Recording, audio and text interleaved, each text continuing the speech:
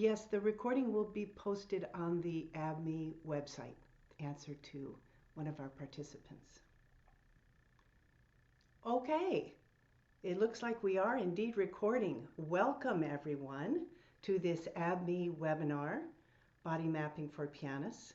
It's really wonderful to have such a big crowd today. I'm happy to see all of you, and I hope that what I present will be applicable to everyone.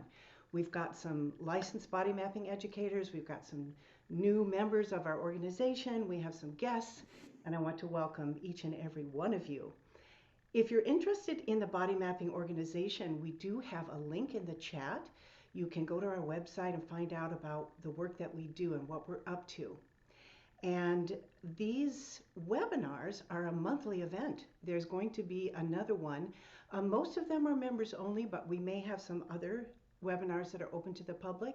Next month we have Rena Urso, who is going to be speaking about meditation, such an important topic. You'll also see in the chat a link to my book. If you are interested in some of the topics that I'm talking about and you want more information, my book has a lot more than I would be able to cover in 1 hour. I'd also like to introduce my assistant today, Matt Tabor. He is going to be of great help with the images and the videos.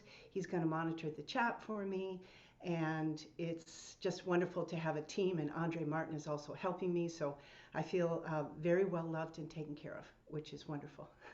So thank you so much for that.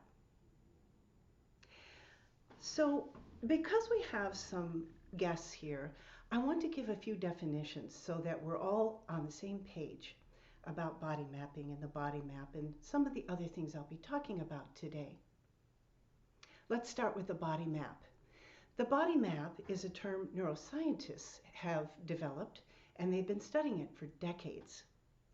Our body maps are representations in our brain of various parts of our body, and they govern our movements. They have 3 main components, these body maps: the structure, what's it like, the function, what does it do, and the size.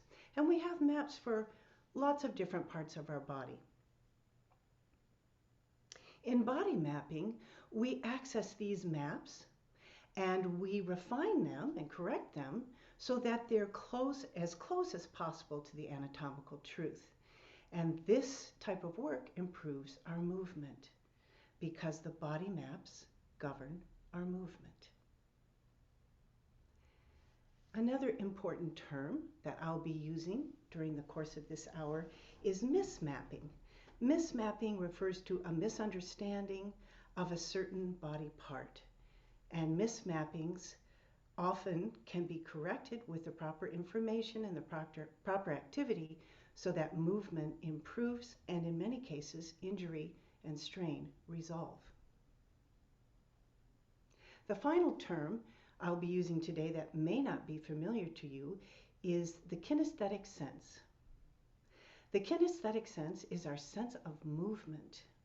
It also gives us information about the effort of our movements, and it also gives us information about our position in space. So with all that being said, let's dive in to some concepts that will be helpful for pianists. I'm going to change my camera angle so you can see me a bit better at my piano. Here I am at my piano. The first thing I'd like to talk about is spatial relationship for the pianist. I'm going to set how they're going to get in a place that's going to be of the best mechanical advantage. Got to remember to look at that camera. So to do that, we'll talk first about the bench height. The bench height should be such that when the forearms are on the keyboard, they're relatively parallel to the floor. If the bench is too low, the pianist is going to be with wrists up this way and weight and energy going into the elbow. If the bench is too high, the weight and energy may be going into the wrist. At the proper height, weight and energy can be delivered freely into the piano. Distance is determined first by where the pianist is sitting on the bench. Ideally, they're on the front half of the bench, and the bench is a distance from the keyboard such that when the arms come to the keyboard, the forearms are, again, parallel to the floor, but the elbow is a little bit in front of the body. So that's a way to think about how to begin. Lisa, just wanted to cut in for just a moment. We're just getting some responses about volume. If you could speak a little louder or bring up the volume somehow. Oh, okay. Wow. Let me see what I can do about that. How's this? Is this better for everyone if I speak like this? What are people saying, Matt? They're saying yes? Oh, I'm seeing some thumbs up. Yeah, I think that'll okay. be better. So just to explain why it's a little tricky with the volume, as I was recording and checking out some of my examples, there was a lot of distortion. So I turned down my volume for the piano. That means I do need to speak up. So hopefully you didn't miss any of that setup. Forearms parallel to the floor for the height and elbows slightly in front of the body for the distance. And Matt, keep letting me know if I'm fading out. Not what I want to do today. I want to lean in, right? Okay, so let's talk about another important fundamental concept that you can use with pianists, whether you're a pianist or not, and it applies to all levels of pianists. There are three solid surfaces that pianists move in relationship to. The first is the bottom of the key that we are going to contact with our fingers. The second is the bench, which we contact with our pelvic floor and our sit bones. And the third is the floor that we contact with our feet. So why is this important? Well, as it turns out, every sound we make, at any instrument for that matter, but at the piano, because that's what we're talking about today, is created by movement. And by having these three solid surfaces in one's awareness, we can move in relationship to them and have a sense of stability and mobility. So before I go any further, I want to talk a little bit about inclusive awareness. Inclusive awareness is the quality of awareness we cultivate that contains everything we need for the task at hand. So for the pianist, being aware of the solid surfaces is part of their inclusive awareness. Inclusive awareness includes many, many things besides just reading the notes and playing them perfectly. Those who have not been introduced to this concept may feel like it's going to be overwhelming and confusing and distracting. But let me assure you, the brain is designed to entertain an inclusive awareness that includes everything you need for the task at hand. And certainly within that inclusive awareness, you have the ability to feel your body in movement, to feel solid surfaces, and still have space in your brain for the music, the audience, the room, many other things. So let's now move to one very important body mapping element that all pianists need to be aware of, and that is their spine. Some of you may not be aware that the front of the spine is quite thick, and the front of the spine is the part of the spine responsible for bearing our weight and supporting us. That's one of its main functions. Another main function of the spine is movement. Its segmented structure allows for a lot of movement, which we're going to explore here in just a moment.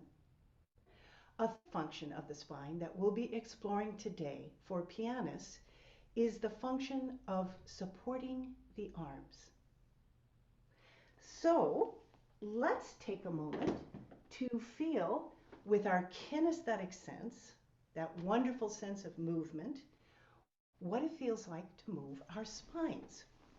So get yourself situated comfortably in your seat. Feel your sit bones on the chair or bench.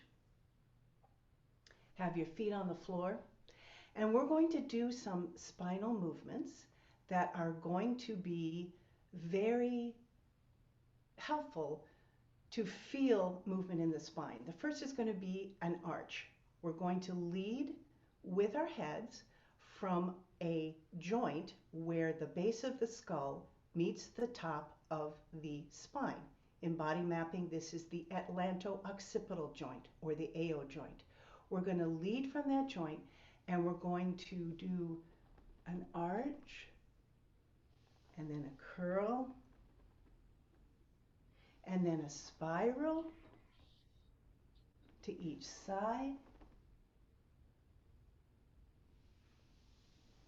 These are wonderful stretches that you can have your pianist do or you can do to awaken the kinesthetic sense.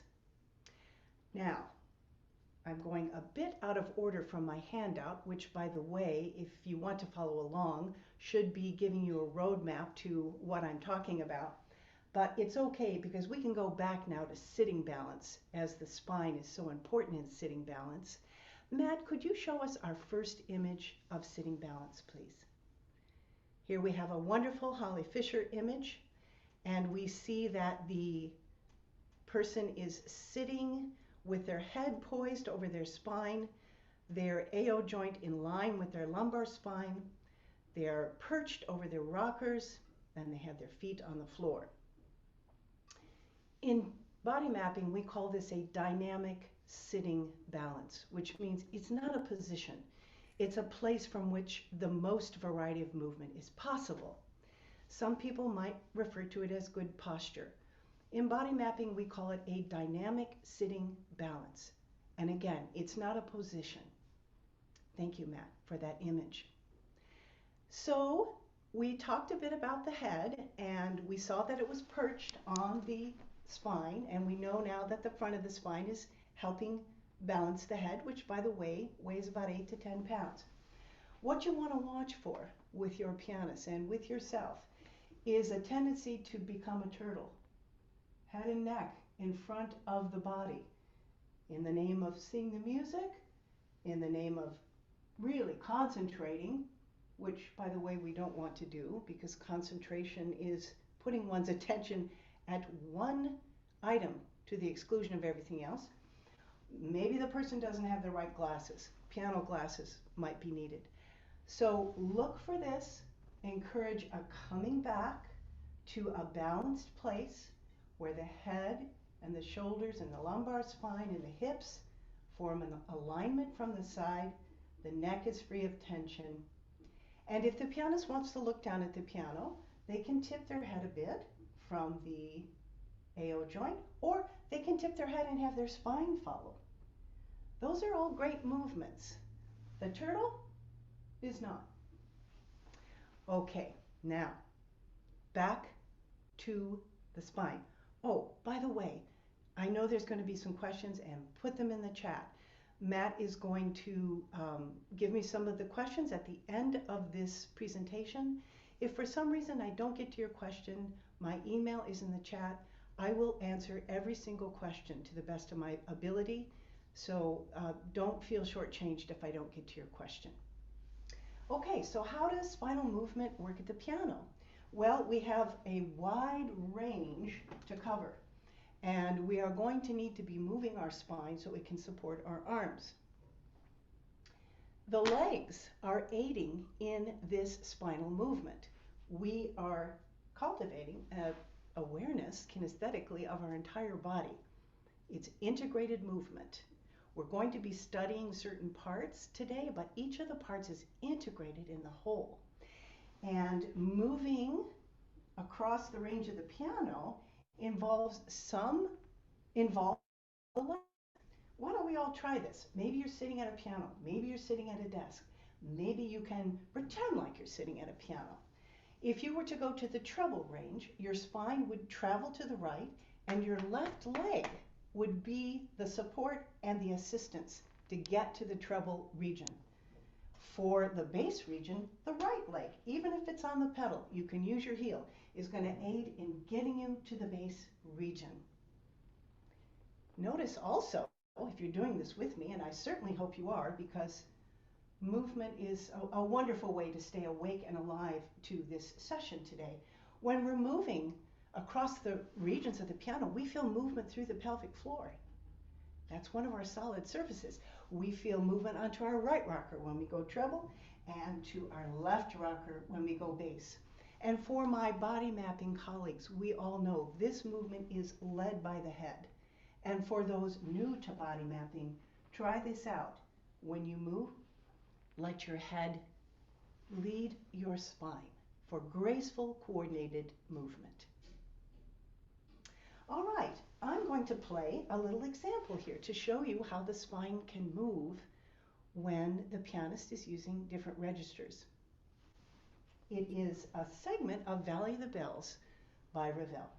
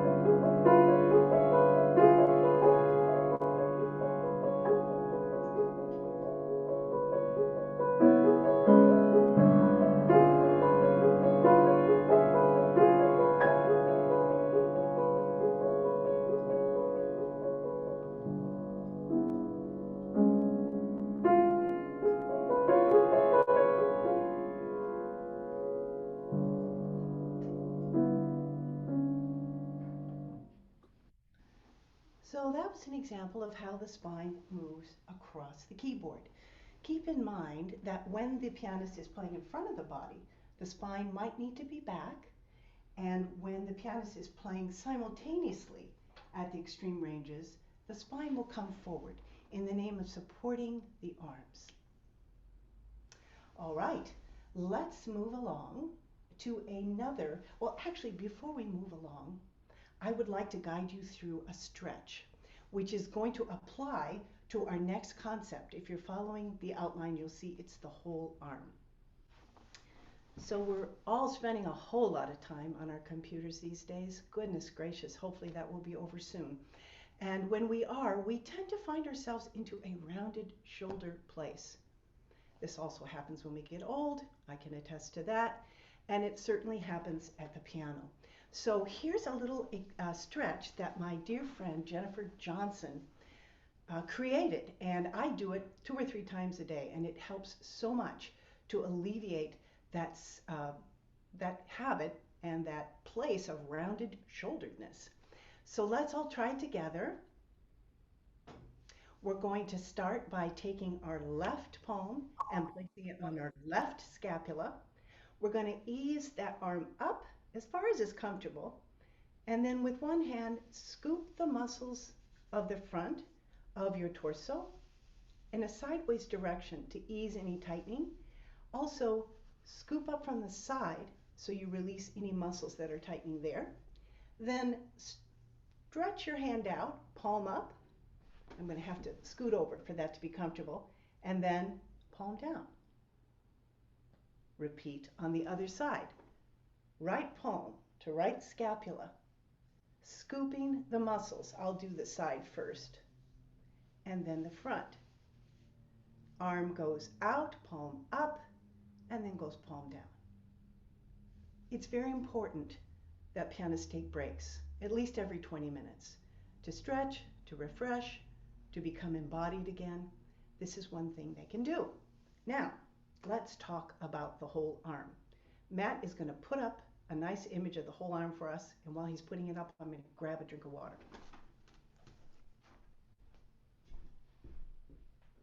Okay, so we have a whole arm, and it contains several bones, some that you may not have thought about. We've got a clavicle, a collarbone, a scapula, a shoulder blade, a humerus, the upper arm, 2 lower arm bones, many wrist bones, and finger bones. Thank you, Matt, for that image. So many pianists do not include the collarbone and shoulder blade in their body maps, in their internal neuronal representations of how their body is constructed. That mismapping causes so much pain and strain and injury. It is probably the single most common mismapping that I have come upon in my work with injured pianists. So I really want you to understand this take-home message that the collarbone and shoulder blade, which are connected to each other, are part of the arm structure. Remember, the body map governs our movement. If a pianist does not have collarbones and shoulder blades mapped in their body maps, they're not going to move them. They're going to move everything from the shoulder down against a fixture, and that is a recipe for injury. So let's all get in touch or get back in touch with our whole arm, starting with an understanding, I'll get my little Mr. Skeleton, of where the whole arm, the bones of the whole arm, are attached to the bones of the torso, which is right here where the collarbones meet the sternum. There's a joint here called the sternoclavicular joint. In body mapping, that's our number one arm joint. Now, let's all palpate where that joint is. There's going to be a little notch at the top of your sternum. If you go over to the left side, which is what we're going to explore now, I've got my right hand on my sternal notch is what it's called, over to that joint. I can then take my left arm, move it across my body, and feel movement at that joint. I can also place my hand on my collarbone and take my left arm across my body and feel movement at, it's happening at this joint, but I feel movement of my collarbone. I can put my left hand on my shoulder blade, move my left arm across my body. I feel movement of my shoulder blade. So this can't happen if a pianist doesn't have those bones mapped and this joint mapped. Another common problem is that the arm structure is held too low, and that is a problem that probably would need more addressing than I have time for today, but I'm going to give you a simple exercise the pianist can do to help get things out of a down place with the arm structure. And let's all do it together. Do this with me. We're going to roll our collarbones and shoulder blades in a direction this way. It's a bit of a rotation of the collarbone and shoulder blade. And we can go the other way to loosen things up in the front and the back of our bodies. Should make your neck feel really good. Another thing we can do is bring our arms up, reach for the stars, and let our arms come slowly down to a place where our arms feel balanced and suspended over the ribs. So I hope you all have taken the time to feel the movements of the collarbone and shoulder blade. Now I'm going to show you a musical example where you can observe my whole arm moving. You'll notice it in the arpeggios of this passage as well as in the chords at the end. This is an excerpt from Debussy's What the West Wind Saw.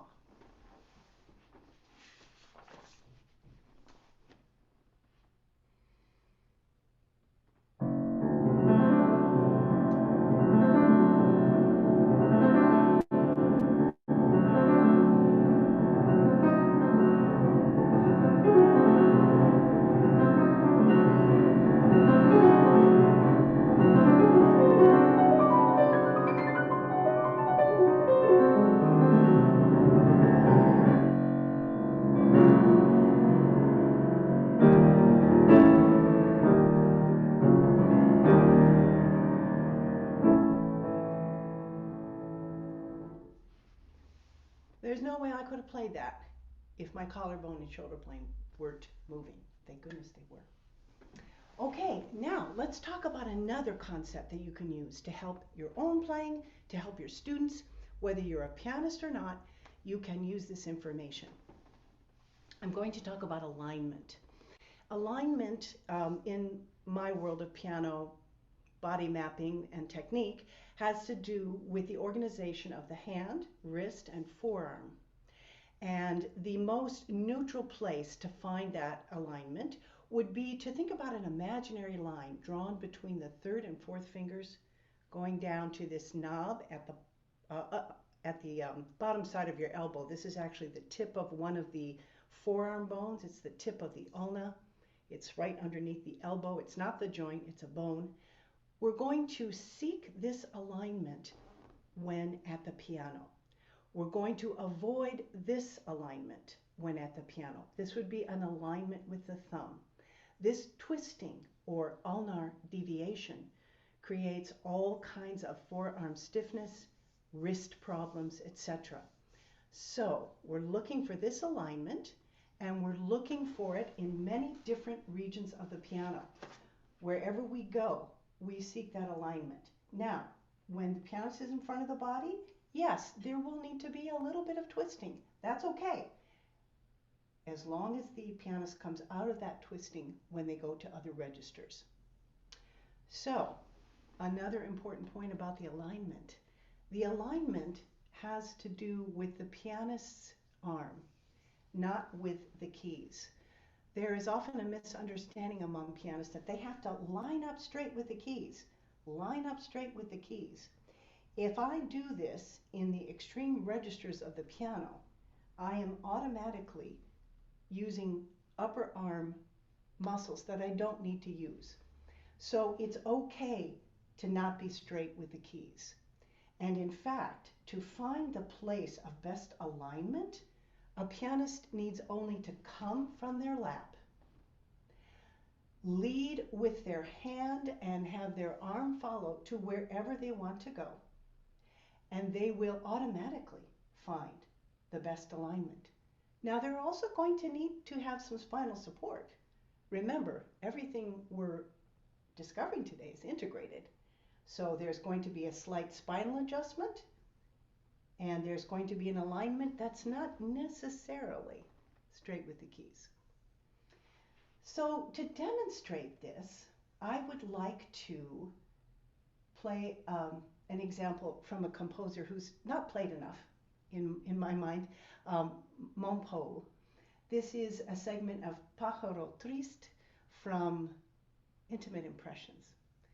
It's not a hard piece, by the way, so if you like it, look it up. Oh, by the way, I'm showing alignment here in the various registers. You'll even see me at one point playing a right hand note like this. I'm certainly not lined up with the piano, but I'm straight with myself, so that's good.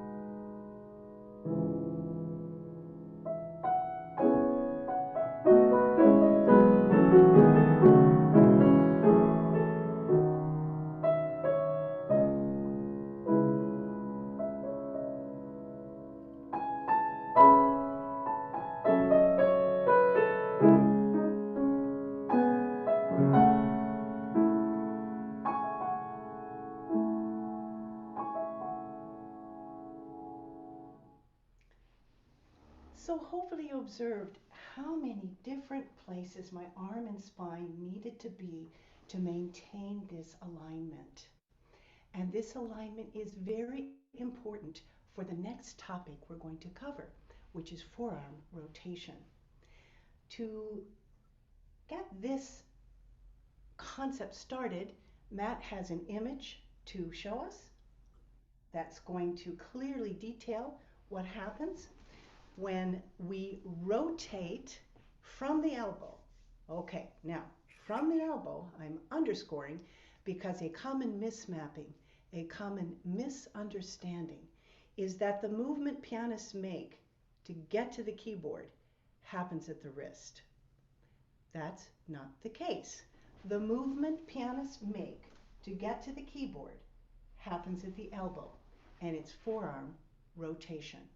So let's all try that now. We're going to keep our upper arms close to our body. We're going to put our palms up, and we see from the image when our palms are up, the bones of the forearm are parallel, and then we're going to turn our hands down, and we see that from the image that the bones then cross. Okay, Matt, thank you for that image. I have a really fun model. I'm really glad I got this that shows in a little more detail. I think I should maybe stand up. There we go. So here's a right arm, forearm, and upper arm model. And you can see with the palm up that the bones are parallel. When the palm goes down, the radius crosses the ulna. That's important for the pianist to know. They need to know that the ulna, the bone on the little finger side of the forearm, is the axis of rotation, and the bone on the thumb side, the radius, is the one that crosses.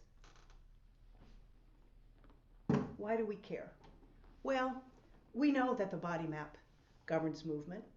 We also know that we want a certain alignment, and we also know that pianists are going to be using this movement to get to the piano, and they're also going to be using it while they're playing in combination with other joints.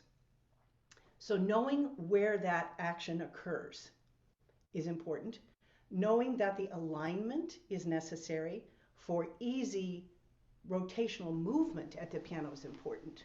So there is an idea called a piano technique rotation, and I delineate piano technique because it involves several rotations, not only rotation to the thumb, which would be purely forearm rotation, but also movement in the other direction. So if I were to play a tremolo on these two notes, I would be using forearm rotation and some other joints as well. And that movement that's used for change of direction, tremolos, trills, leaps, cannot be accomplished from the elbow, as it's designed to, with ease if there's not a good alignment. So let's all try it. Let's line up our forearms with our thumbs and be a pianist trying to play a tremolo. It's horrible. It's horrible. I can't even do it. Now let's line up, knowing now that we're going to be using rotation from the elbow. Let's try it. Wow, so much easier. So much easier. And this movement is essential for pianists. So that's what I wanted to convey to you about forearm rotation. Making sure the pianist has it mapped as occurring at the elbow, understanding the role of the two bones in the forearm, and combining the alignment with the rotational movement. Okay, so much I want you to understand, and I don't mean to overload you. I'm hoping that you will take some time to think about these things, and when you're in a lesson, you're only going to introduce one or two of them. You're not going to overload the person. You're going to explore them in your own playing, one at a time, and see what you think.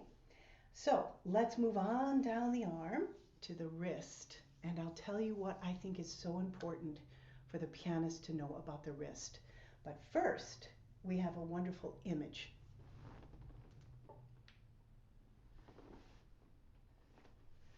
Fabulous. Another beautiful Holly Fisher. This image is showing us the palm of a right hand, and we can see that there are several bones that comprise the wrist, and these wrists, which it's difficult to see from an image like this, are curved. They form a curve. These bones form a curve, and there's a tunnel that goes through them, the carpal tunnel. Okay, I want to draw your attention to the long finger bones that are intersecting the wrist bones, and also the forearm bones that are intersecting the wrist bones from below. Thank you, Matt. Okay, so what does the pianist need to know? Whether you're a body mapping educator or a piano teacher or someone who's just getting started discovering that the anatomical truth is extremely helpful for all musicians.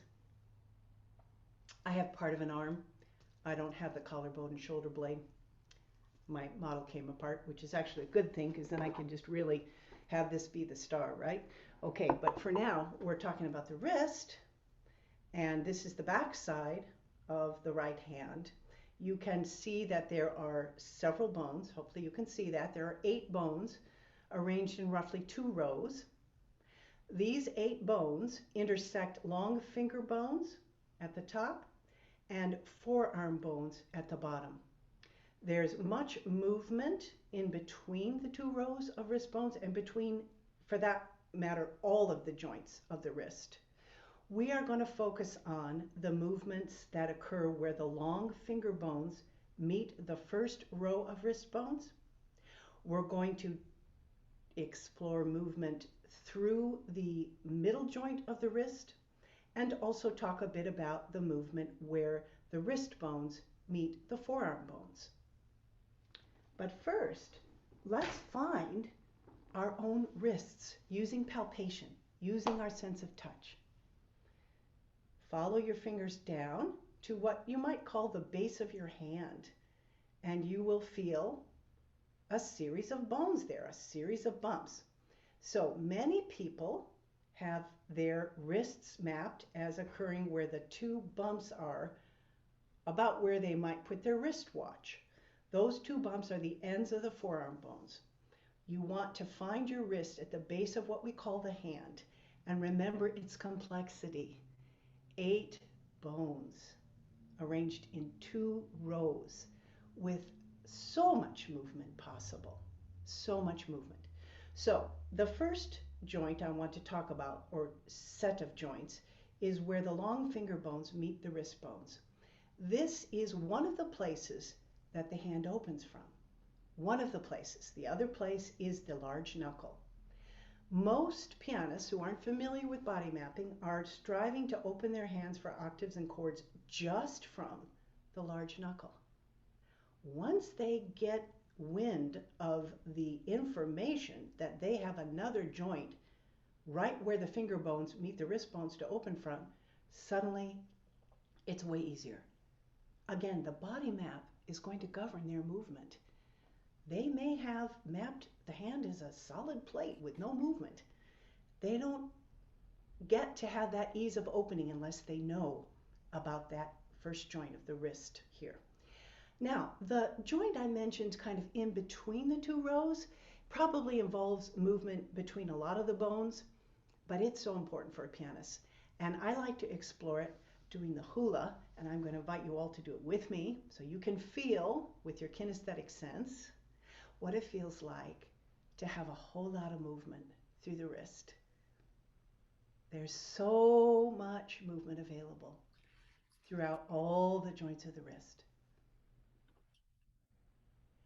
And finally, we have a joint where the forearm bones meet the lower row of wrist bones, and that joint is primarily a hinge, although there is some side to side available. And these are important movements too, but they're not all the wrist does. Why does the pianist need to map the wrist? Why does the pianist need to have access to all these joints? Well, the pianist uses all 10 fingers. They're different lengths. The pianist uses white and black keys. They're different heights. In order to feel balanced over every note with every finger, the wrist has to make subtle adjustments while the pianist plays. It cannot be static. It cannot only move from the joint that's a hinge, or the pianist will not feel balanced. They will not have control of the key depression and release. So for this reason, knowing the anatomy of the wrist and the possible movements is crucial. Often just by feeling the possibilities, a pianist can figure out where the wrist needs to be. So I'm going to show you an example of wrist movement in Ravel's Boat on the Ocean, an excerpt from that. And you'll see in the right hand, yes, you can see that the chords each have a slightly different arm and wrist height. And by the way, the wrist flexibility and places to go is not just a function of the wrist. The forearm is going to have a function in that movement. The fingers, joints are going to have a function.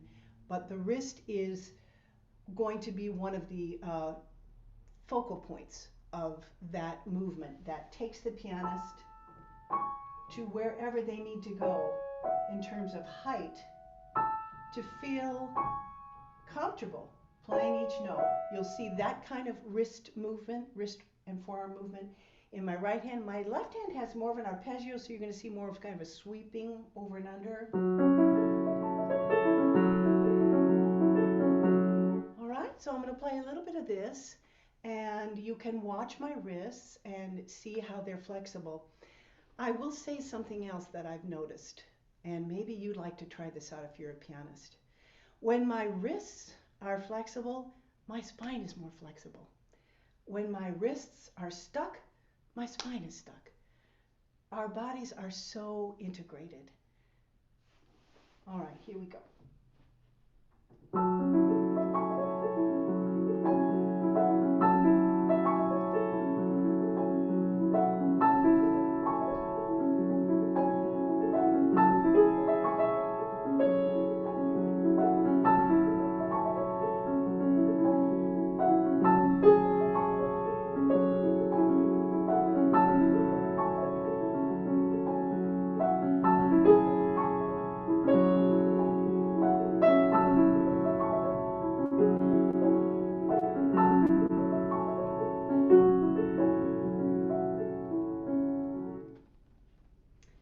So that's wrist flexibility and wrist anatomy.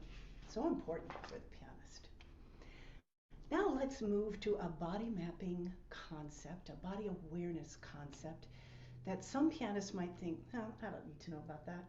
In fact, I was one of those pianists, and thank goodness Barbara Conable shook some sense into me.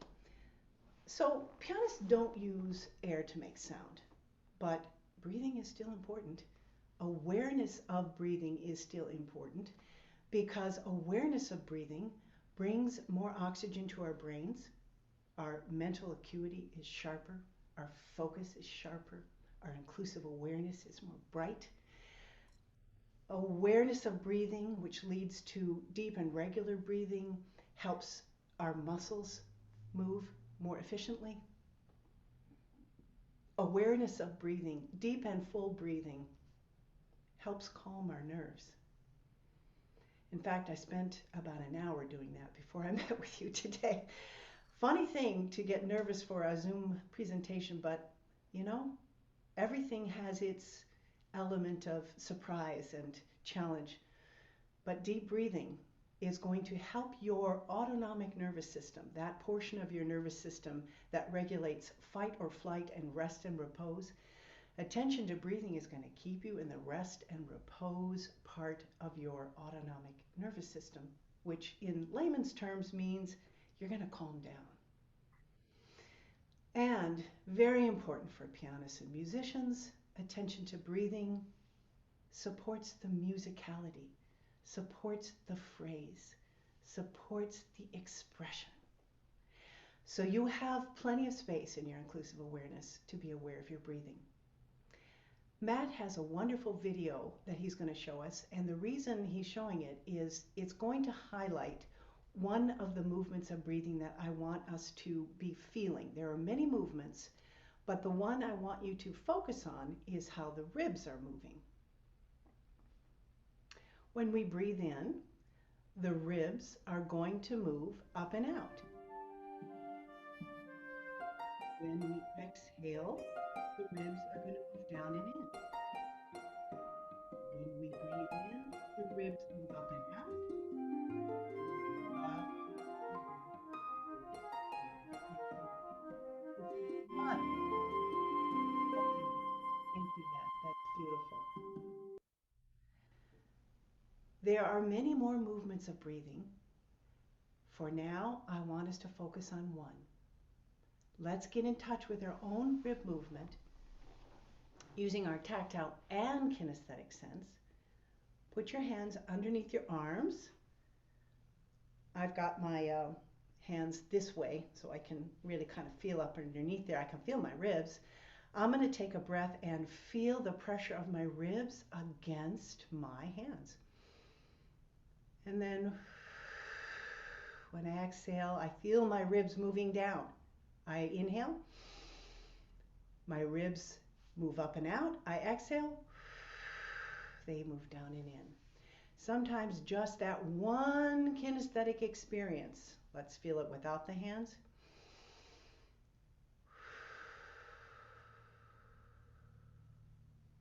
is enough to get breathing into the inclusive awareness.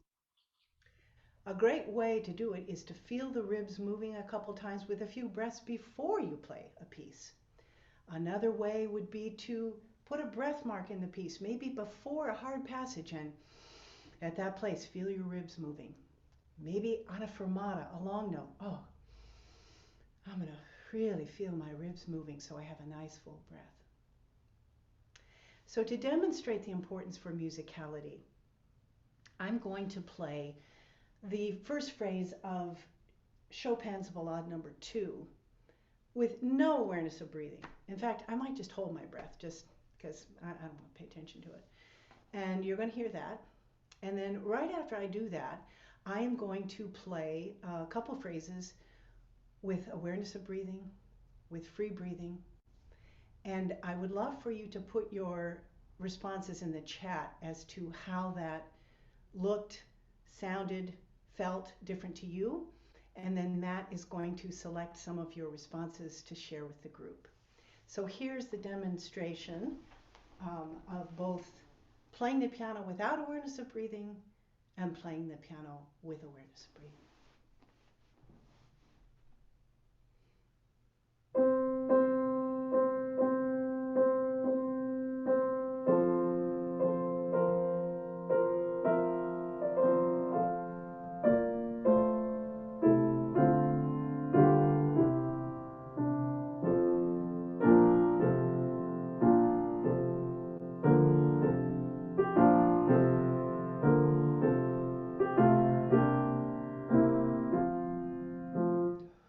Okay, whew.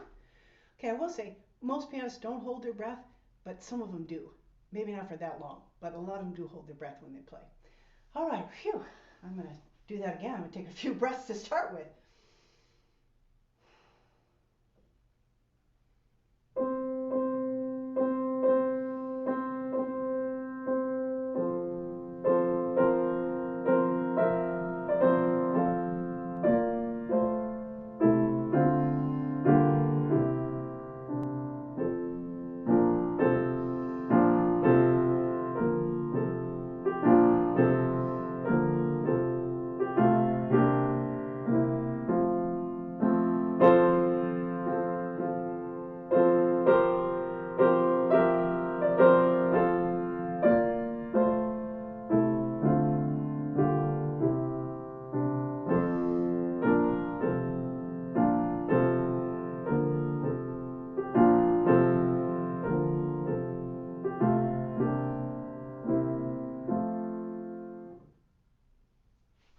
All right.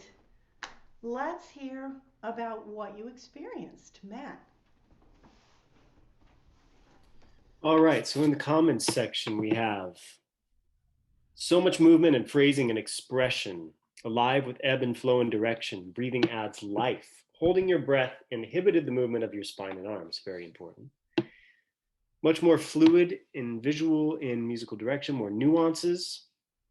I definitely find myself breathing more shallowly when less aware of your breath. I am a more relaxed listener with the performer being relaxed as well.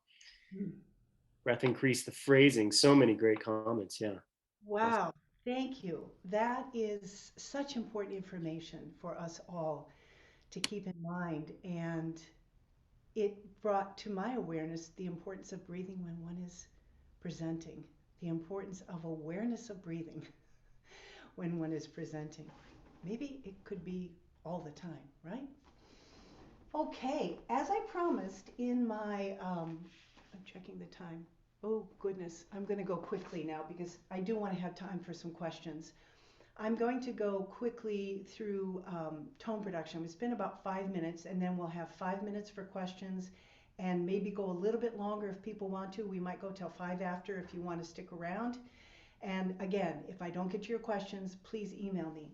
But I did promise I'd talk about the piano map because the piano map is super important. We need to understand how sound is produced. The first fact I want to give you is that sound at the piano is produced at the point of sound. The point of sound is about 2/3 of the way down the key, and it can be found on any piano by depressing a key silently. 2/3 to 3/4 of the way down the key, you will feel a bump. That bump is where the hammer is released to strike the string. It's very important the pianist knows that sound is produced at the point of sound, not at the bottom of the key. If they think it's happening at the bottom of the key, they will press on the bottom of the key. They will go too hard into the bottom of the key. So this one fact will help out a lot. Point of sound. Where is it? Where is the hammer released to strike the string? So we learned that the point of sound is 2/3 of the way down the key, where you feel a little bump. It's 2/3 to 3/4 perhaps of the way down. So the pianist needs to know that sound is produced at the point of sound, not at the bottom of the key. However, the pianist must go to the bottom of the key with their weight and energy in order to have a place of stability from which to move to the next key. So the pianist is walking along the bottom of the keys, transferring weight from key to key, from finger to finger. It's a bit like walking across the floor. There's no pressing on the bottom. There's simply a point of contact and a rebound to the next place. We will also discover that articulation is happening as a result of the bottom of the key and as a result of the way it's released. But do remember, the pianist does need to get to the bottom of the key, even though sound is not produced there. Now let's talk about dynamics, because pianists have a wide range of dynamics at their disposal, and they need to know how to access that beautiful musical element available to us. Dynamics at the piano are a product of two things, primarily the acceleration of the key, which then translates to the acceleration of the hammer striking the string. The faster you go into the key, the louder the sound. That was kind of an ugly sound because I went too fast. That's a little better. The slower you go into the key, the softer the sound. That's one aspect. Another aspect is when you're going for a forte sound, you're going to recruit more of your whole arm, more of your spinal support, more of the feet on the floor, more of free breathing, so that you have more of your mass available to deliver energy into the key. When we're playing soft, we're not stiff, we just are quiet in our bodies and we're closer to the keys and we're depressing the keys more slowly. So now I will quickly show you short excerpts of soft and loud. First, Clair de Lune, soft.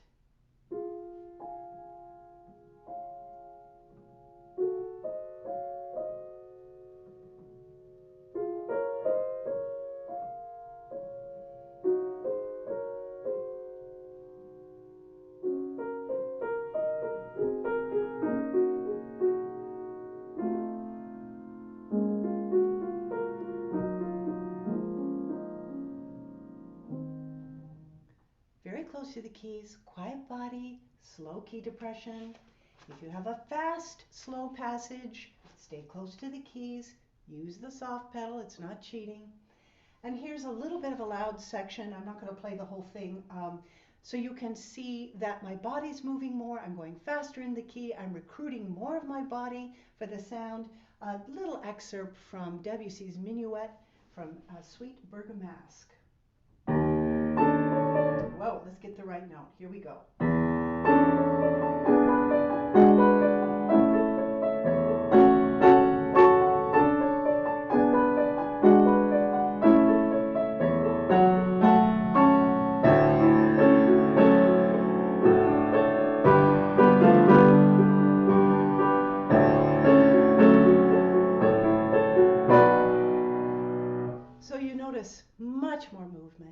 faster into the key. That's the ticket for loud playing. Now, legato playing.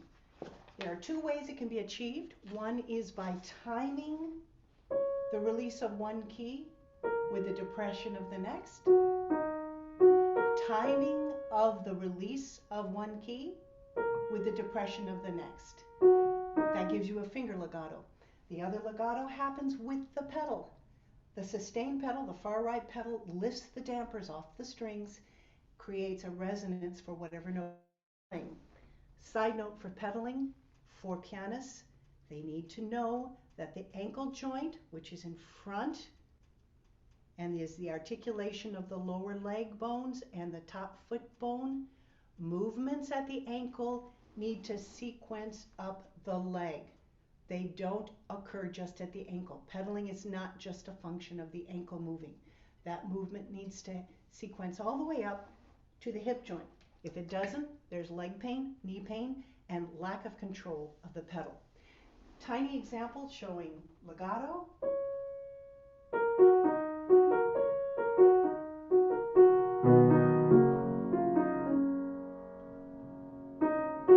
Here I'm using pedal. Here I'm using finger. So I used both. And lastly, before we get to your questions, how do we create staccato? Staccato, a dot staccato, is defined as half the length of the note. We need to have space in between the notes. In order to create that space, the pianist must leave the bottom of the key quickly. I think of it as bouncing off a tiny trampoline, and I'll show that in Albenia's Leyenda.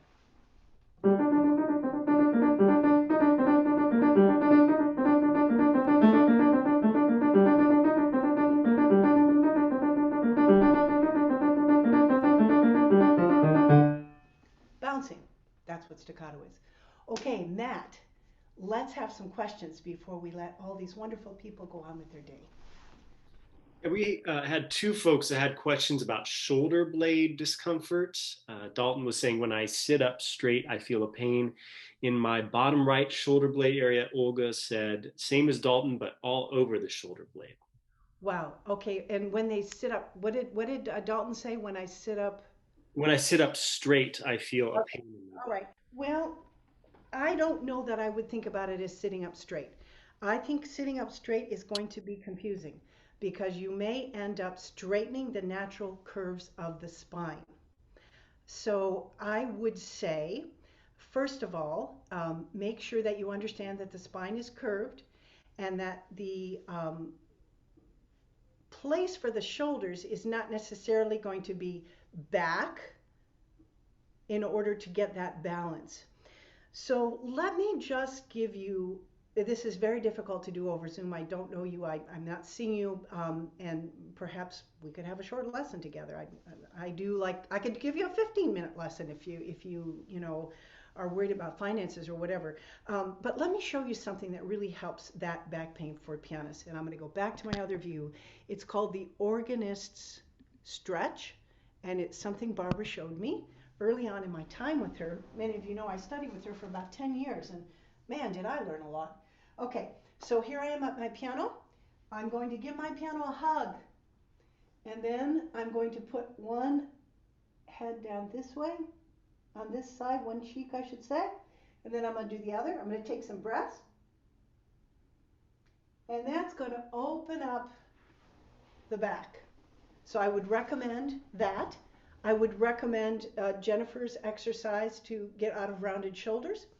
And I would say spend some time looking at pictures of the curved spine. And remember that the head is going to be over the lumbar portion of the spine and that the spine is not straight. That's about the best I can do for right now. Hope that helps. Another one? We had another question. Again, forgive me if I'm mispronouncing here, but Arieta said, I also struggle with pain when trying to correct my posture, but in my sternum area rather. Oh, that's an interesting one.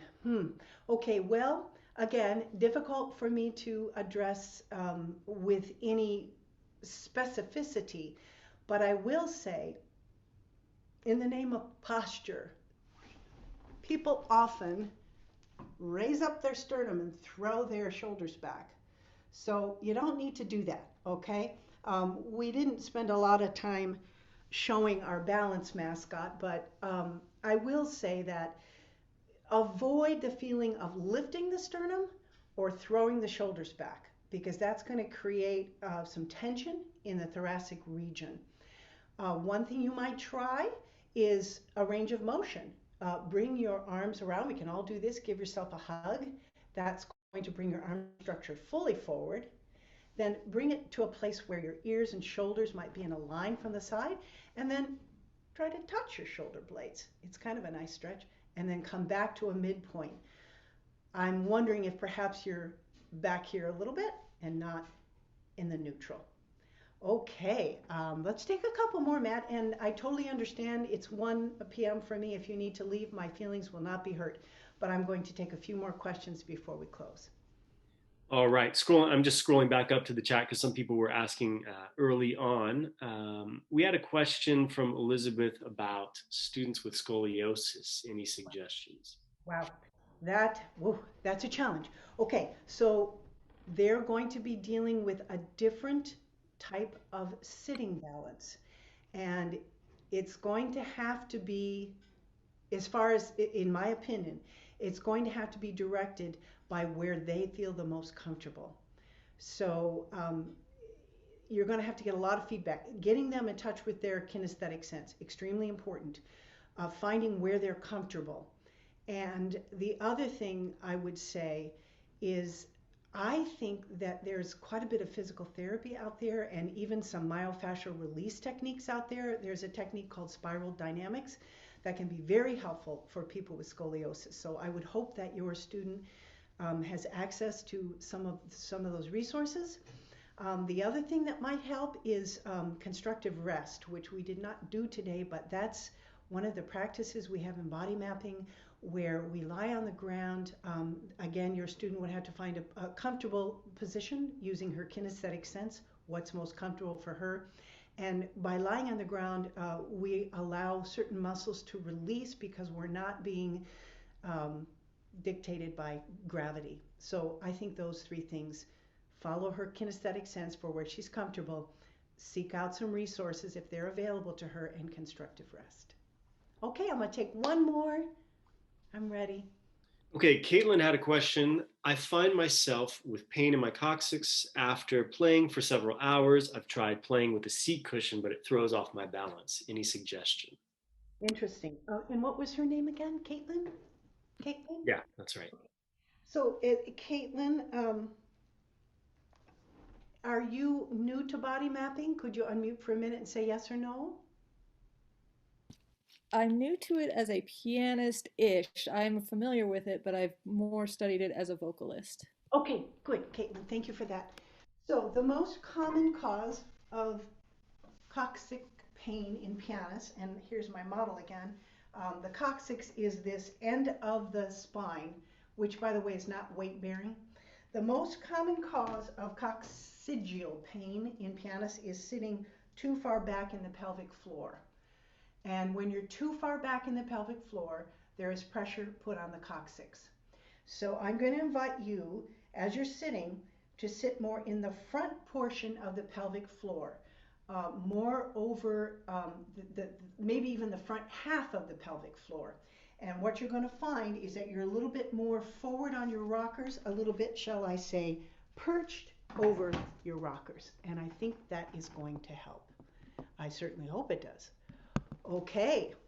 Well, thank you so much, everyone. I have enjoyed being with you. I hope to see you all in person, all of our ABME people. Let's all go to the next in-person conference, please. I mean, we've got to. This is, I just miss all of you so much. So thank you for being here, and can't wait to meet up with you in person someday. Farewell. Thank you, Lisa. That was beautiful. Oh, you're welcome. Yeah, very clear and comprehensive. Thank you, Anita. Well done. I gotta run, but good to see Okay. you. Bye-bye, See everyone. you. I'm going to go take a walk. Yeah, it was great. Okay. It was Bye great. now. See you later. Have a wonderful day, everyone. Bye Yeah, bye. you too.